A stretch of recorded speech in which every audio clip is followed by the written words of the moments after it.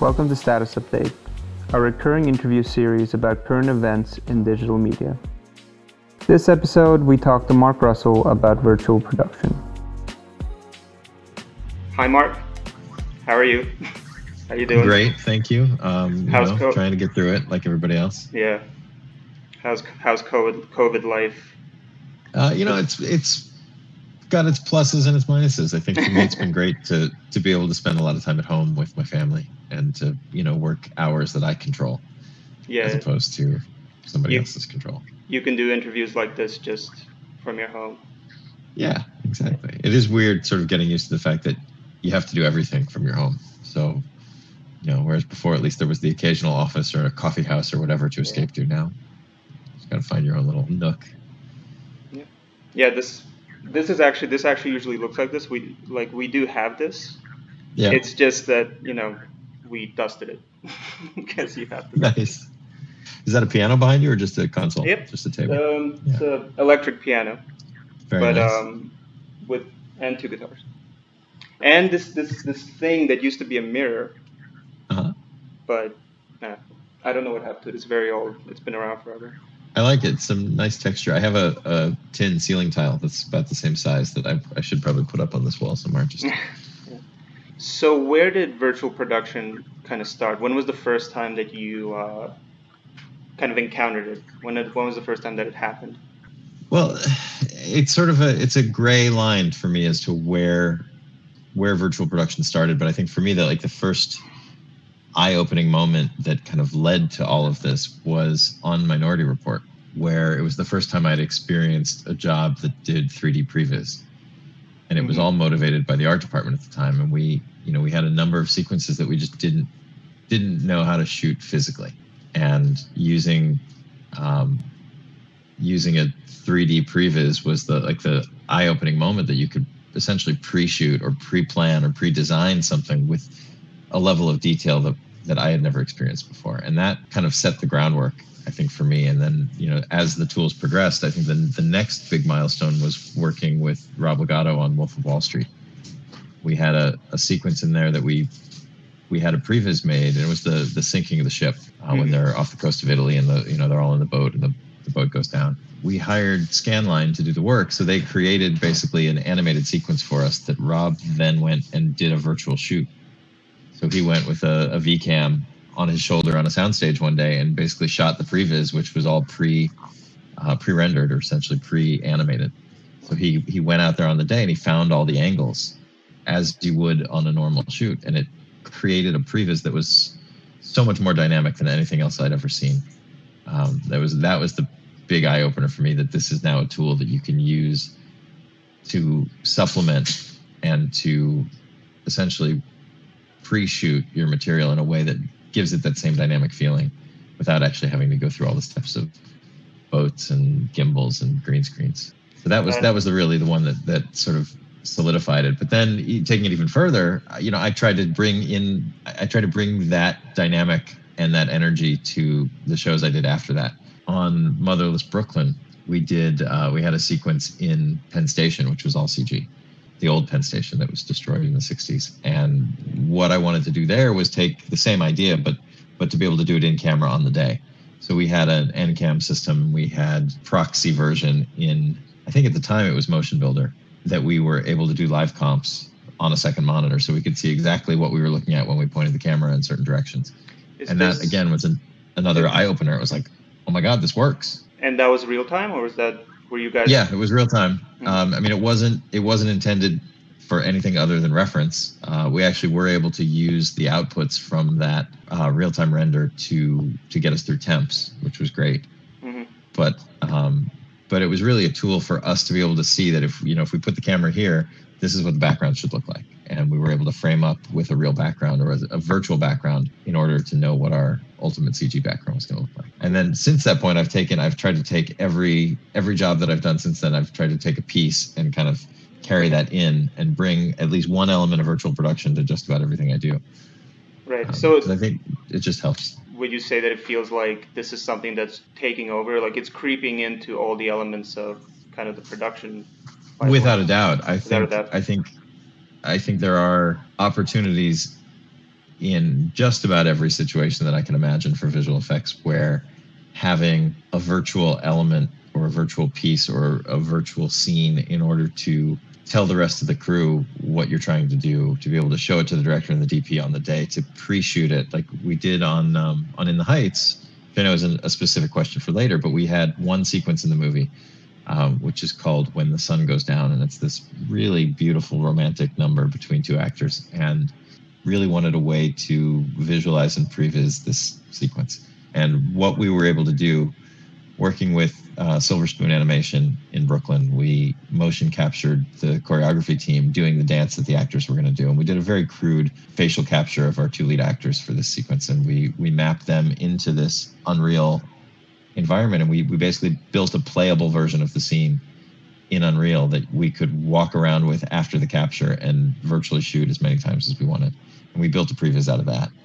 And there were a number of times on the set where we brought a PC and a VR setup and gave them to John, the director, and you could see him in the corner, like on one knee with his head to the side and like turning his head around and with the headset on, trying to figure out how to shoot this sequence. And it was really entertaining. And I think getting the director engaged in a way that that traditional previs doesn't allow was really nice. And to have him be able to put the headset on and walk around the set as the virtual actors were performing was really cool. Made him want to use it and want to play more. Feeling good, I think, is a really big part of it also, because you just, because the post process is it creates anxiety because you just don't know what's going to happen later, or you don't know what things are. Well, and I think if you show certain directors a previs animation that you've created without a lot of their input, they're going to look at it and be like, oh yeah, that's really interesting, but they're not going to engage in it because it's probably not where they would have put the camera, and they would have done a different move on it, and they have their own thing in their heads. But if you give them the tool to do that and to walk forward with the camera and like find that perfect spot for them, I think you just get such a higher level of engagement and more interest and more feedback, and you learn more when you do that. It becomes a more valuable tool. I've had a job that I will not tell you what it is, but in my past where we prevised an entire 10-minute sequence in the movie, the director looked at it once and said, "That's great, show it to the studio." So I showed it to the studio. 4 months later, on the set, he's like, "Where's that previs?" And we shot it shot for shot. I thought he didn't like it. I thought he didn't care. I thought it was done. So I didn't do any more work on it. So we ended up shooting the first draft of previs because he didn't have any feedback. That was a whole other story, but every director. No, but that's the kind of you're in a very in an indirect way through this technology. You're actually like forcing this level of communication that's much deeper and richer than what it was before. Yeah. And that has a lot of value that people probably don't consider or don't really think about. What I love about it also, just the virtual production setup in general, is that I'm the kind of guy who I don't necessarily want to know the minutia of how to model things in 3D to a level of detail that's significant. But I love to be able to have a toolbox filled with objects that I can move around and place and find the right shot and position things and light them in a way and make things more dramatic and more moody. So I think with virtual production with Unreal or Unity, you can do that, and you can import a whole bunch of different kits essentially, and you can build a scene without having any real knowledge of how to texture map and build UVs and do all that kind of stuff. And to me, that opens up a whole world for virtual filmmakers that hadn't existed before this. Yeah. Like I don't have to go into Maya now. I can go into something that's a much simpler interface, and I can change things, and I can program things to be reactive, and I can turn lights on and move cameras around without a video game. having to know how to use 3D. For assets, is it strictly like, do you just do LiDAR and you make the assets, or do you go on like TurboSquid, or is it I think it's a mix. What are the cool part of what I've been trying to figure out over the last couple of weeks is how to go from physical location to digital asset as quickly as possible for virtual in particular. And there's so many different layers of this, and if it's something you're going to shoot in camera but you need to do it quickly, there are ways to go out and do photogrammetry in combination with LiDAR scan and build a 2.5D version of something fairly quickly with a, with an HDR bubble on the outside and a couple 3D elements in the foreground that will get you most of the stuff you would need for a traditional green screen shoot. Mm-hmm. And I think that's pretty simple. I think LiDAR is something that I think we're all still trying to figure out how best to use, at least in my experience. I think it's a great tool for understanding the true geography of a place and the geometry within that place. But I haven't found anybody yet who can take a point cloud and turn it into a usable 3D model easily. I mean, they're still remodeling and rebaking. And I think people will figure that out, and you'll be able to find a way to combine photos and a LiDAR scan, and then poof, you'll have a virtual environment within a matter of hours. Mm-hmm. But we're not there yet. So trying to figure out what are the different levels of survey to get you the desired effects that you need. The beauty of a virtual environment is things that you would traditionally have taken from video elements or plate elements and photographic elements can now all be combined and have life in real time. So we were able to, just playing around, we were able to take an HDRI of a Manhattan skyline and take a still photo and animate elements of it to give it enough life to make it realistic. So instead of having what would have just been a single frame translite, essentially, or a backdrop, is now an animated, living environment that you can use just by taking a background image, adding some stuff to it, and then putting enough foreground elements in it so that you get that parallax that we always cheat in with visual effects anyway. How many layers do you need to really sell the idea that you've got a moving camera? And now I think if you put enough things close to camera and in the foreground, you can get away with a lot. So I think a lot of the tricks from a visual effects perspective are going to be to figure out what level of interactivity in 3D do you need in order to make an environment feel real. So what do you think, what's the next step then after that? What's the what's your next scheme to trickle in more real-time production into stuff? Well, I've been working with a few companies in New York, and we built a volume similar to the Mandalorian, but much smaller. So it's like the mini Mando set is what we like to think of it. So the idea of using LEDs with virtual production and real-time rendering in order to create backgrounds live and in camera, and essentially take visual effects from being a post-only element and make it a pre-production element, and get rid of the need to do some green screen comps. I think we're moments away from not needing green screens in most situations. Especially car comps seem like a pretty straightforward. Car comps, that's a no-brainer. Yeah, I think at this point, with the way the technology is, you shouldn't be shooting cars on green screen unless there's a reason, like you can't have the background ready for some odd reason. But otherwise, there's just no reason not to shoot them on an LED volume or with LED screens, so you get all of that interactive lighting on your actors, on the car, on the environment. Even if you end up putting a green screen in, to still get all of that real lighting from a photographic element or a CG element even. It's so easy now. I started exploring in the beginning of this COVID break, as it were. This stage went up, and it was a really great way to stay socially distanced but yet still do something interesting. So I've been doing a lot of playing with this volume and trying to figure out what you can get away with and what you can't. And just at the beginning of trying to understand how these things work, but it's a great tool. And I think the more people can get their heads around how to use it in a creative way, I think it's just going to open up crazy new possibilities. I mean, it's not perfect. The real-time nature of it is still not quite real-time. It is You're game a couple tech. frames delayed, and the ray tracing is still very primitive. But if you're talking about a background that's not supposed to be sharply focused anyway, you can get away with a lot, I think. Yeah. It's like the common wisdom that as computing power increases, ray tracing is just going to be less and less of a problem. Yeah. So there is going to be this kind of nexus where you're just going to be doing photoreal stuff in real time. You feel like COVID's probably accelerating this a lot for audiences? I do. I think certainly from a production perspective, because before you needed to shoot a scene in Italy, for example, you would either put up a green screen or you would bring the crew.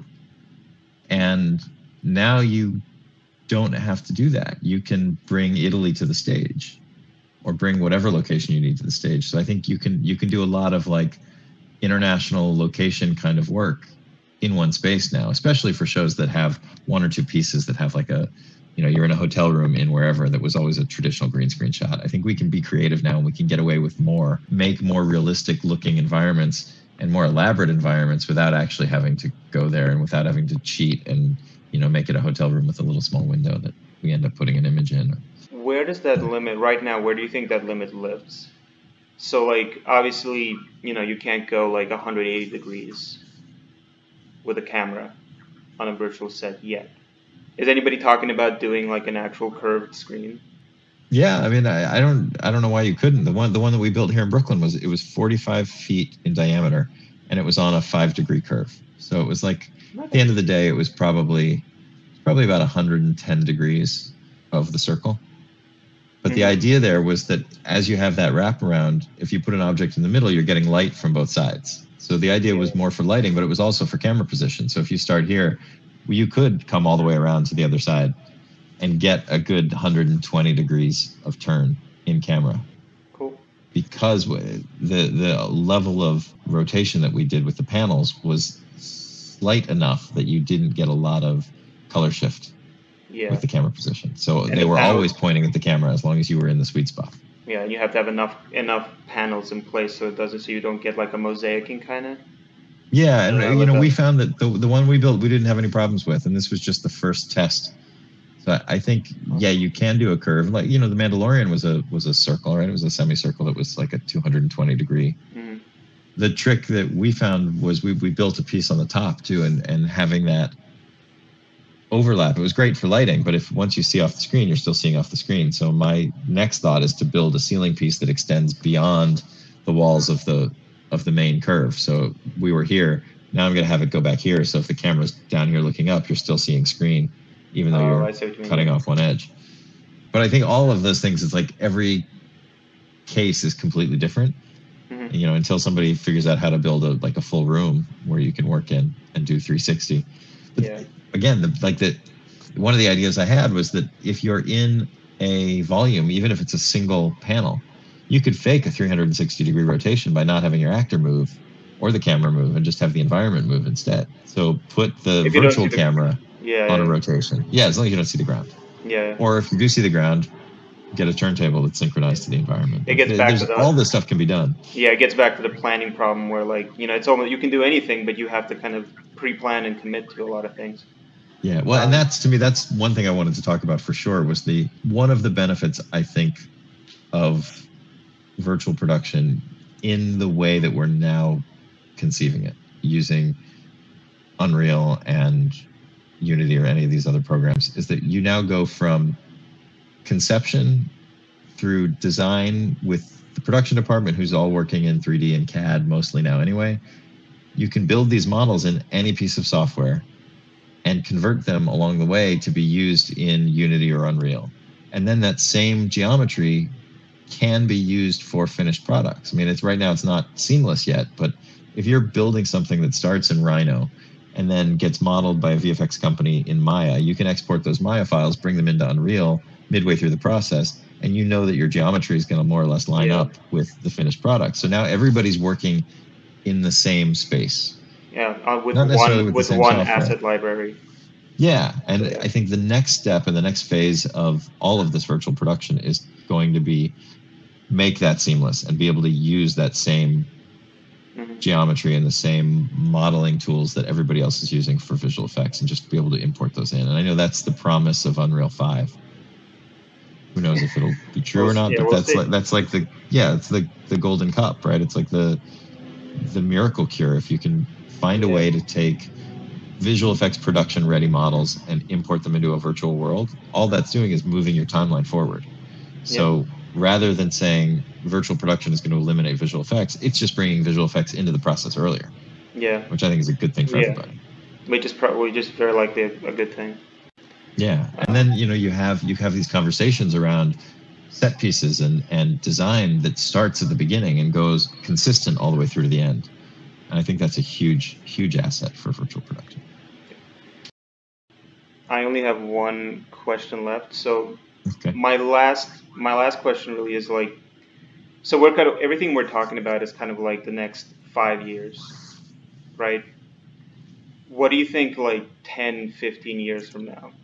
Like if you had to like really kind of play Nostradamus and figure out where this is going, like what are the big what's kind of going to be like the big change in all of this? Because it seems to me like It's virtual interesting. production it's big enough and it seems important enough where it could, fundamentally change things. Yeah. And that seems true, right? And like, so what do you think that's going to look like? It's an interesting question. I think it'll be more pervasive and more.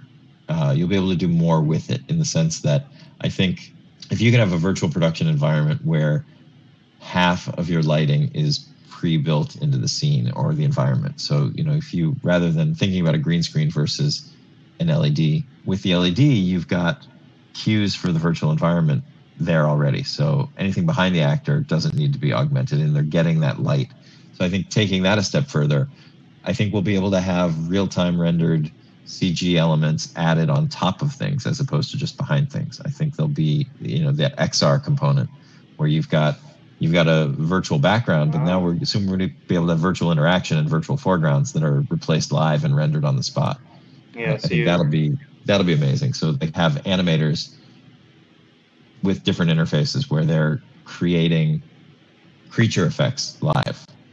if you had to imagine kind of all the technology taken to its limit, well, then you could basically just shoot everything live. Is basically the idea. Yeah, or at least certainly I think the post process will become tighter and narrower. I mean, there is something, I think there's something to be said for the amount of time it takes to post a movie or a TV show, that there's a process that's involved that allows the movie to get better, and it allows time needs to pass in order to achieve things that you can't see right away, right? You need to be able to try and edit, change it, try another edit. And I think the same is true with visual effects, and a lot of that is found along the way. But here, this brings a lot of the stuff that I think, certainly the stuff that's right now is mundane, it brings that forward. So I think we'll spend less time worrying about the stuff that's just a matter of practicality, like, oh, we're not shooting in an actual waterfall, but we're bringing the waterfall to the actors. I think those kind of things will get solved on the spot, and which will allow us to concentrate on the stuff that ends up being more creative and more interesting and more story driven. So I think the magic of visual effects will come back to something more unified in its design for the movie, because the stuff that right now we spend a lot of time thinking about, which is all, I don't want to say not important because it is very important, but where it's more production related stuff, logistical stuff. Yeah, all that stuff's going to go away, and that'll happen in camera, and it'll allow us to focus on the stuff that we can't do in camera because it has to be conceived. And even that, I think we'll be able to push a lot of that forward. Watching people like Aaron Sims, creature designer, and talk about how all this is affecting his stuff is fascinating to watch, because these guys are guys who come up with ideas beforehand, but the execution of what those characters do, either going from puppeteering to CG, has always been a long evolved process. And I think all that's going to have to move forward, and it's going to have to become part of production. And I think that's going to be a benefit for everybody. I feel like I was totally meandering there, but That's totally fine. No, that's kind of, I would prefer that. Because I'm really kind of interested in just seeing what people are thinking, like outside of the questions also, just like what are the thoughts in general about all of this. Thank you so much for sitting. Anytime. It's my pleasure.